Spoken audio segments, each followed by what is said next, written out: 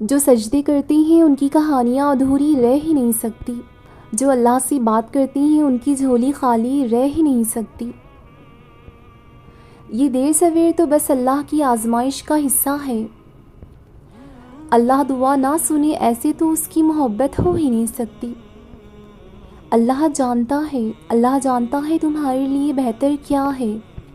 تمہاری چاہت تو اللہ کی مصلحتوں سے بہتر ہو ہی نہیں سکتی۔ نصیب میں نہیں ہے تو دعاؤں بھی مانگو۔ اس دنیا کی کوئی چیز اللہ کے بنائے وسیلوں کے سامنے نہیں آ سکتی۔ بے شک تمہارے لیے اللہ کا معجزہ قریب ہے۔ اللہ راستے نکالے گا وہاں سے جہاں تک تمہاری سمجھ کبھی جا ہی نہیں سکتی۔ ایسا کچھ نہیں جو تہجد سے کسی کو ملا نہیں۔ تہجد میں کی گئی التجائیں اللہ رد کرتا ہی نہیں۔ اللہ کہتا ہے مانگو مجھ سے، کیسے ہو سکتا ہے میں دوں گا نہیں۔ اللہ وہ بھی سنتا ہے جو تم کسی سے کہتے بھی نہیں۔ کیا قرآن میں اللہ کے معجزوں کی دلیل تمہارے لیے کافی نہیں ہے؟ کیا تمہیں موسیٰ اور یوسف علیہ السلام کا قصہ یاد نہیں؟ اور کیا ہے جو اللہ کے کن سے ہو نہیں سکتا، جو اللہ کے دسترس سے باہر ہو؟ دو جہانوں میں ایسا کچھ نہیں۔ سن لو کہ اس سب کے بعد تمہارا اللہ سے یوں مایوس ہونا ٹھیک نہیں ہے۔ اللہ تمہیں تمہاری پسندیدہ چیز سے آزماتا ہے۔ اللہ تمہیں بے بس کر کے اپنے قریب لاتا ہے۔ اللہ تمہیں دنیا سے مایوس کر کے اپنے اوپر توکل کرنا سکھاتا ہے۔ اللہ تمہیں لوگوں کے ہاتھوں توڑ کر خود اس سے جوڑتا ہے۔ اللہ حالات سے مجبور ہو کر تمہیں سجدوں تک لے آتا ہے۔ اللہ آزمائش سے گزار کر تمہیں معجزوں تک لاتا ہے۔ اللہ بہتر کو تم سے دور کر کے بہترین سے ملواتا ہے۔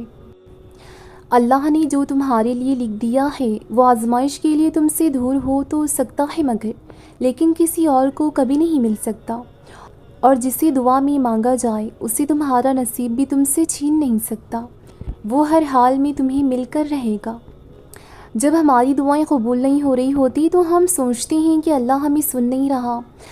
ہم یہ بھول جاتے ہیں کہ اللہ نے تو خود سورۃ البقرہ میں کہا ہے، جب میرے بندے میرے بارے میں آپ سے سوال کریں تو آپ کہہ دیں کہ میں بہت ہی قریب ہوں ہر پکارنے والے کی دعا کو، جب بھی وہ مجھے پکارتا ہے قبول کرتا ہوں۔ اسی لیے لوگوں کو بھی چاہیے کہ وہ میری بات مان لیا کریں اور مجھ پر ایمان رکھیں تاکہ ہدایت پائیں۔ اللہ نے کہا ہے قرآن میں کہ میں تمہیں سنوں گا بھی اور دعائیں قبول بھی کروں گا، اور اللہ سے مانگنے کے لیے کسی سیڑھی مطلب وسیلے کی ضرورت نہیں ہے۔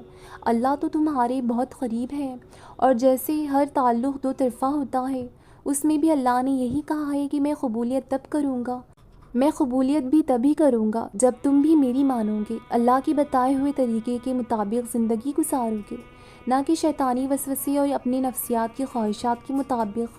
اور جب اللہ کی مانو گے اور توکل رکھو گے تو دعائیں قبول ہونے کے ساتھ زندگی کے سارے معاملات خود ہی صحیح ہوتے چلی جائیں گے۔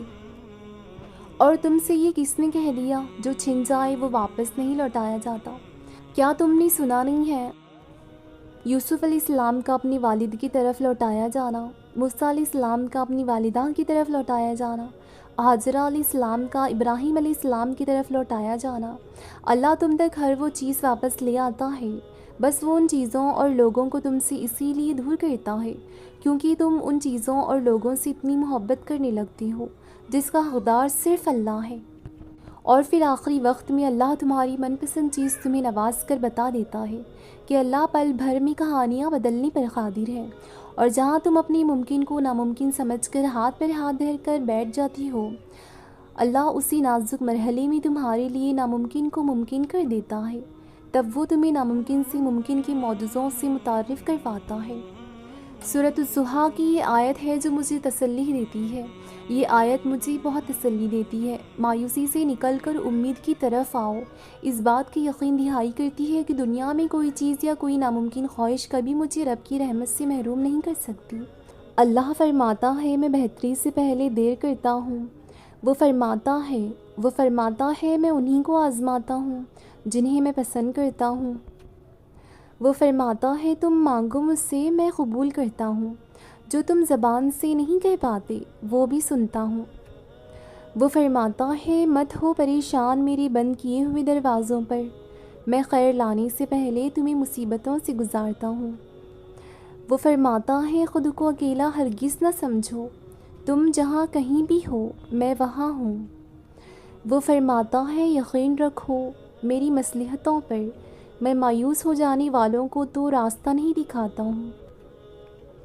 وہ فرماتا ہے یہ نا امیدی کے وسوسے تمہیں تباہ کر دیں گے، میں نے نہ تو تمہیں چھوڑا ہے اور نہ ہی میں تم سے بیزار ہوں۔ وہ فرماتا ہے تمہارے لیے بے بسی ہے، میرے لیے نہیں، میں تو بس کن فرماتا ہوں اور ادھورے قصوں کو مکمل کر دیتا ہوں۔ وہ فرماتا ہے ساری دنیا بھی تمہارے مخالف آ کر کھڑی ہو جائے تب بھی ڈرنا مت، کیونکہ تب بھی تمہیں کافی میں تنہا ہوں۔ وہ فرماتا ہے کہ تم بھروسہ تو کر کے تو دیکھو مجھ پر، میں کسی بھی جان کو اس کی برداشت سے زیادہ نہیں آزماتا ہوں۔ وہ فرماتا ہے میں نور ہوں آسمانوں اور زمینوں کا، میں تمہارے ان اندھیروں کو بھی روشنیوں میں